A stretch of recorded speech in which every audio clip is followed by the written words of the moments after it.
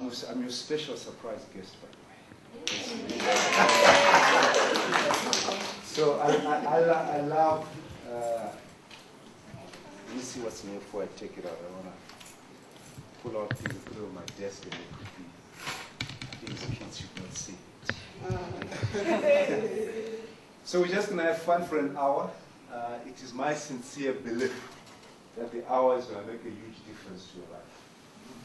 What I'm going to share with you is accumulated knowledge and experience from past 10, 11 years since I got inspired by someone else to do something about my own life.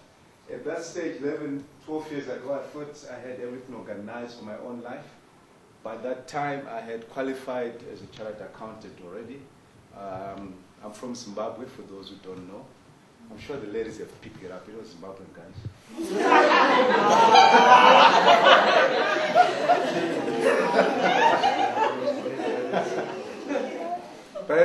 But by that time, I thought life was good. You know, I was a CA. I started my MBL with UNISA. I came out of Ernst & Young, and I was working for a dealership group as the finance manager for the group. And I had the opportunity, because I was always hungry for more. And I spent a lot of time working with dealer principals and general managers, and I really wanted to go into operations. So I said to the CEO then, can I go and work in operations? And he said to me, why would you want to do that? I mean, what's the point? You know, why don't you go and work for a bank? Imagine that. And I said, I don't want to work for a bank, but look where I am now. But anyway, and he said, don't do that. You know, I said, no, I've got to go into operations. And he said, okay, you want to go into operations? I trust you. I think you can do it. You don't have the experience, but I'll support you. So I was in Harare at that stage at head office. And I went into Bulawayo as the dealer principal, and I got there. So I got there in the first 3 months, and there was Mr. George, super duper. I thought I knew it all. Walked into operations, pretty big operation, 900 people in it as a dealership, selling 100 cars, etc. Within 3 months, the business was almost grinding to a halt. Because I walked in with my financial mindset, and I said, guys, so what you're going to do, you're going to cut costs, you're going to do this, and blah, blah, blah. And that doesn't work in business. It's a completely different world being, you know, a finance person to an operations person. The CEO came for a visit, his quarterly visit, and you don't want a CEO to come for a visit when the business is not doing well. Went through everything. At the end of the day, as he was leaving, he says to me, listen, you have two options. Okay? I'm going to give you some suggestions in terms of what to do, because I know how you work and how you operate and how you think. You can make a difference. If you don't do that, I can't leave you in this position. Which means I was going to get fired, literally. It was being nice.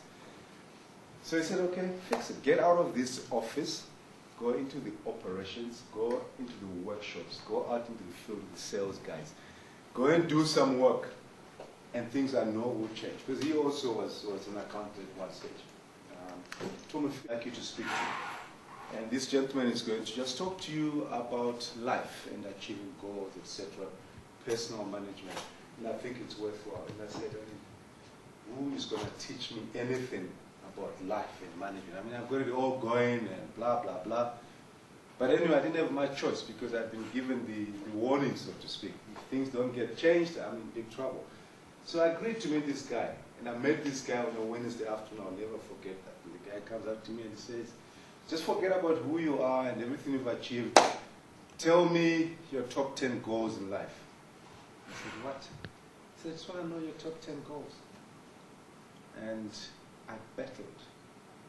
You know, I said to him, no, you know, the guy said top 10 goals, and I battled. I could not, I mean, I said to him, well, you know, I want to finish my MBL, and he says, well, that's not really a goal because you're already doing it, so it's going to finish at some time, you know.